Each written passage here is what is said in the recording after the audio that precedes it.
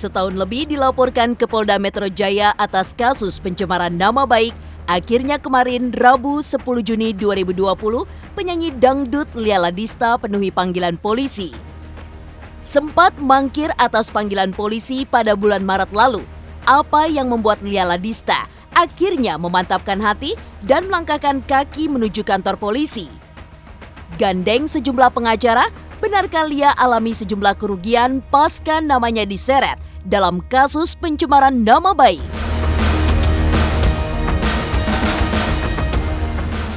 Berawal dari celotehan di salah satu stasiun televisi, urusan Lia Ladista dan Syahrini menjadi panjang. Mengaku ingin bertemu Syahrini, apa yang akan dilakukan Lia nantinya dalam pertemuan tersebut? Namun benarkah pihak Lia tak setuju ada kata perdamaian dalam penyelesaian kasus yang membelitnya?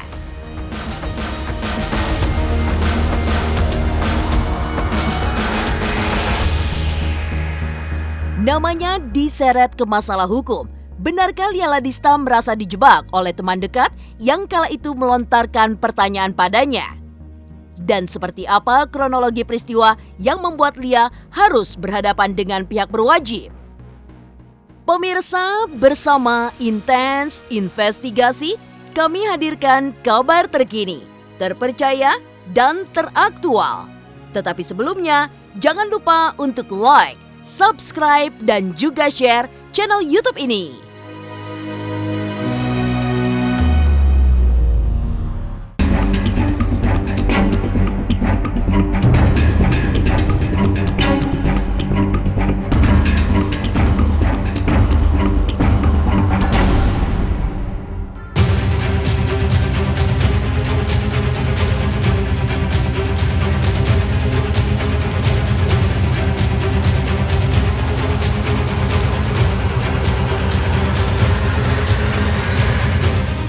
Publik mungkin telah lupa dengan pernyataan Lia Ladista di salah satu stasiun televisi tentang tim Pak Haji yang membuat nama penyanyi dangdut tersebut terseret menuju kasus hukum. Namun, tidak demikian dengan proses penyelidikan yang ternyata masih terus berjalan. Dilaporkan pada 19 Maret 2019 atas kasus pencemaran nama baik, Lia Ladista pun dipanggil pihak berwajib untuk diklarifikasi. Lia datang bersama sejumlah pengacara pada Rabu 10 Juni kemarin.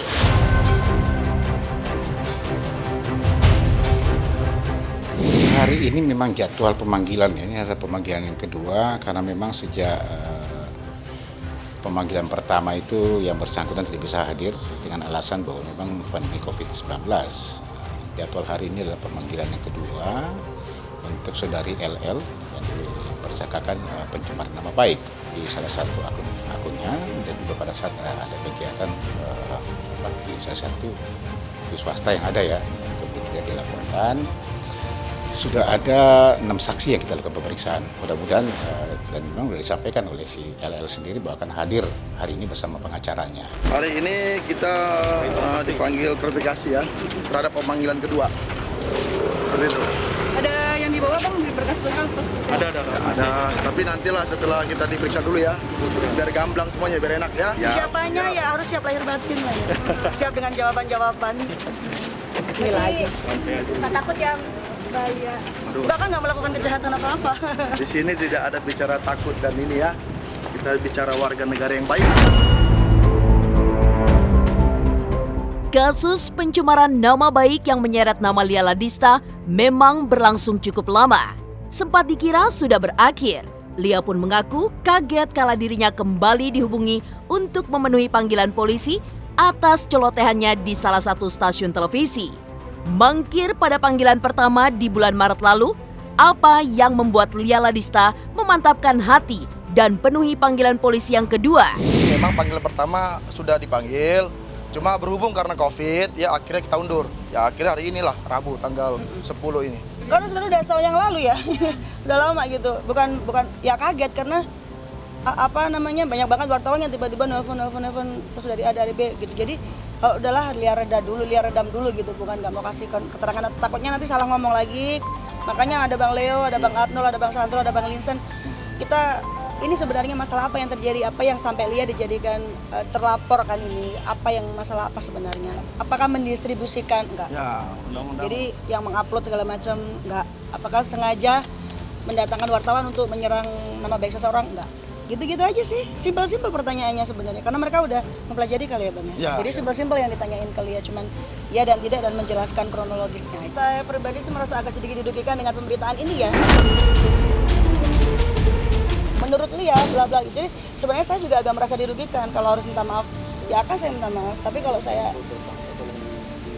iya, terus saya juga merasa dirugikan dengan pemberitaan yang saya katanya udah DPO, sudah tersangka, itu sangat mengusik gitu loh. Cuma saya masih berdiam diri karena saya mau menjalani sesuai prosedurnya kayak gimana dulu. Saya berdiam diri bukan melarikan diri, bukan saya takut gitu. Semua kan ada jalurnya. Saya harus kemana dulu. Saya kalau datang ke Polda ya saya datang ke Polda.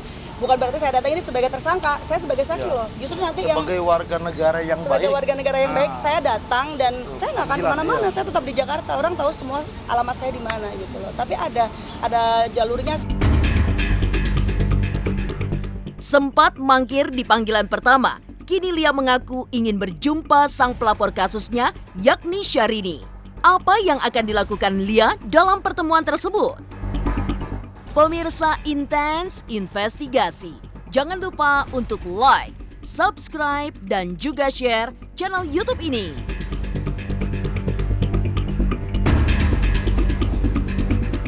Assalamualaikum semuanya, jangan lupa saksikan Intens Investigasi 2 kali sehari.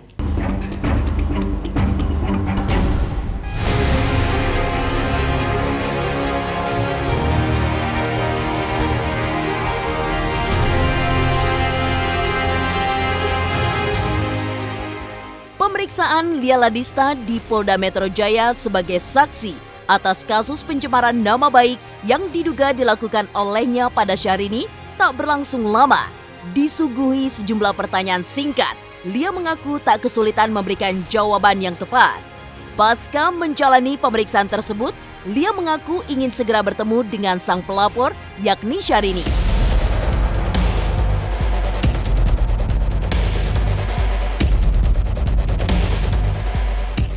Kendati secara terbuka ingin minta maaf, namun pihak Lia menolak jika kliennya disebut berniat menyerang Syahrini. Aisyah Rani yang ditemui kemarin pun mengaku belum mendapatkan informasi tentang pengembangan kasusnya dengan Lia Ladista. Agenda selanjutnya ya kalau kita berharap sih ya, kami sebagai kuasa hukum dengan yang melaporkan klien kami ya kita bisa duduk bareng ya.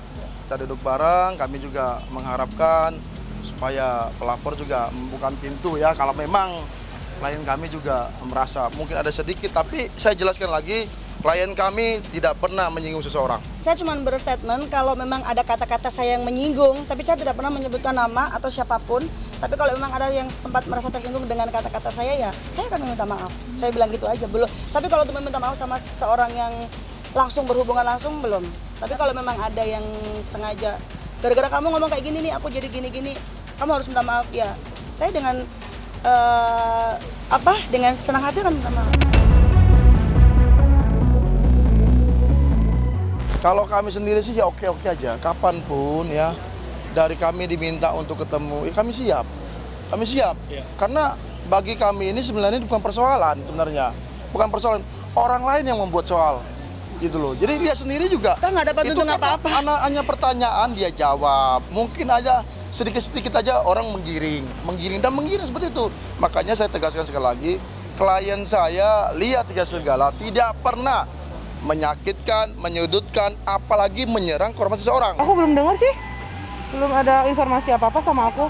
Aku belum tahu informasinya hari ini karena tadi sibuk banget meeting di sini kerjaan, terus belum tahu informasi apa-apa tentang ini. Coba nanti aku cek ke tim pengacara, ke Bang Hotman bagaimana.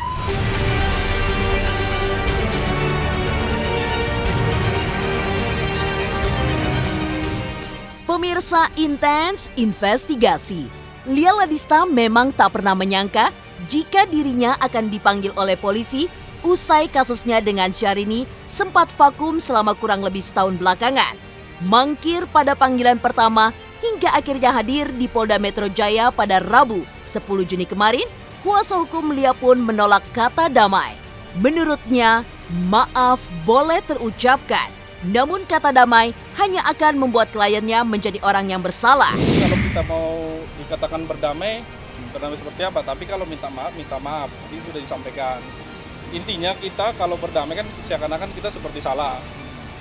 Kalau bisa kita lihat video dari pertama sampai yang kedua, tidak ada satupun yang menyebutkan nama seseorang dan menyerang nama seseorang. Bahkan klien kita menyampaikan kepada seseorang yang baru menikah, mengucapkan selamat terhadap pernikahannya.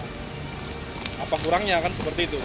Berarti niatnya tidak ada, niatnya memang untuk berpendapat aja. Sebenarnya kalau bicara maaf itu juga kita juga, kalau kami sih intinya sih sah-sah aja minta maaf ya. Tapi kami yakinkan sekali lagi dan tegaskan ini ya, klien kami tidak pernah menyerang seseorang ya. Tapi kalau memang klien kami merasa itu juga menjadi itu ya, kami juga minta maaf, tidak masalah, no problem, bisa oke aja gitu loh.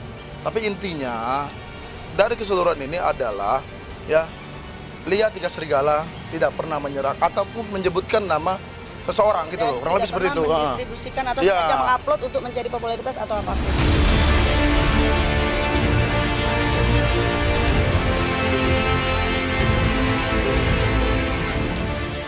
Tak langsung setuju ada kata perdamaian dalam kasusnya.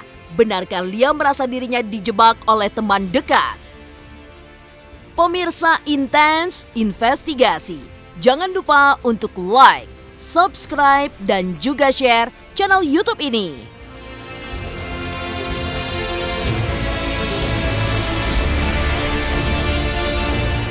Hai pemirsa, jangan lupa untuk saksikan Intens Investigasi karena sekarang Intens tayang 2 kali sehari.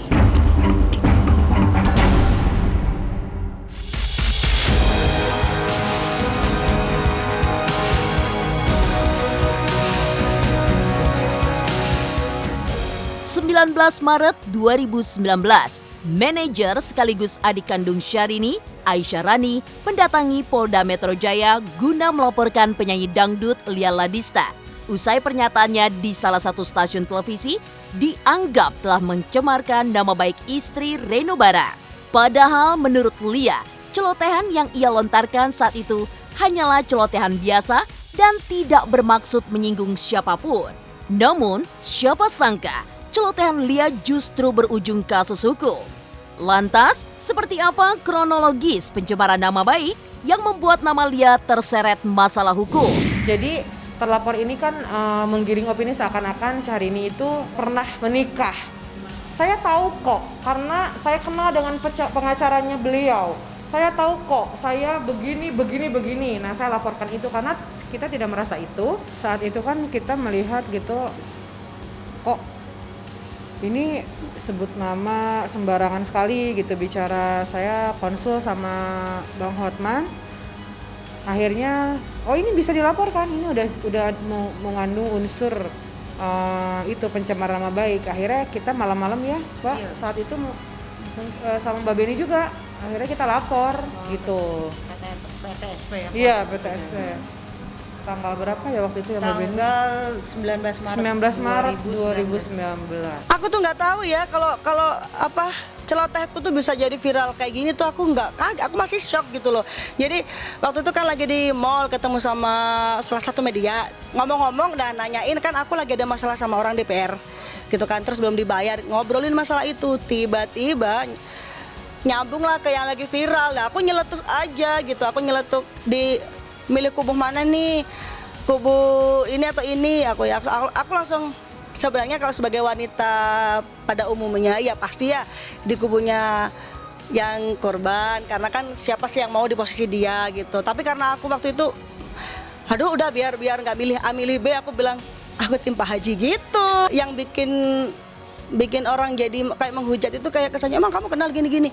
Sekarang itu serba susah ya, kalau kita nanti seandainya aku punya bukti gitu, nanti aku dilaporin di undang-undang IT, aku nggak punya bukti dibilang hoax gitu. Jadi sebagian dari netizen ya aku jadi milih udah deh, maksudnya udah nggak usah dipermasalahin, anggap aja itu angin lalu gitu, karena serba salah gitu loh. Aku nggak mau fitnah, jadi aku kan cuman bilang, kecuali aku bilang itu ada hubungan sama dia deh gitu kan, enggak. Karena aku bilang aku ambil di tengah-tengah, aku tim Pak Haji gitu. Tapi haji yang mana nih? Banyak, katanya banyak haji nih, yang mana Pak Haji kan banyak gitu kan. Langsung saat itu kan Hotman Paris terus Haji Isyam, terus Haji Huru Hara, terus Haril Peter Pan, semuanya semuanya. Jadi lurus ya semua. Nah ya, clear ya, Mr. H adalah bentuk kerjasama saya dengan salah satu perusahaan.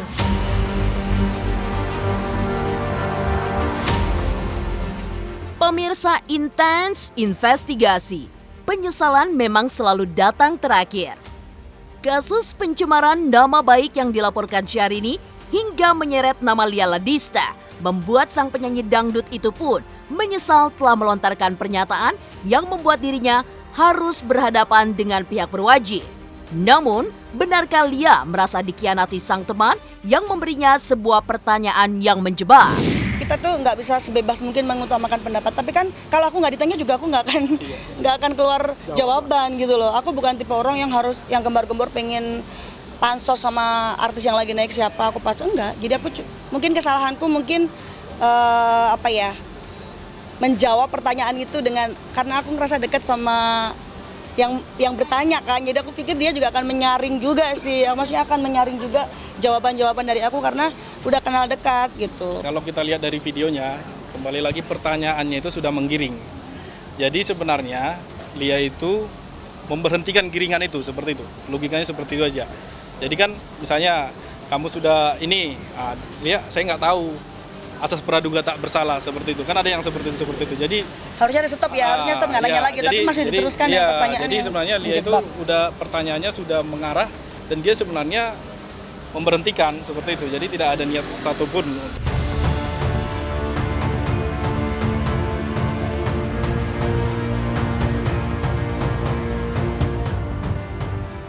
Demikian pemirsa, kabar terkini, terpercaya dan teraktual yang kami hadirkan hari ini. Saksikan terus Intens Investigasi setiap hari Senin sampai dengan Jumat hanya di YouTube channel. Pastinya jangan lupa untuk like, subscribe, share, dan juga komen channel Intens Investigasi.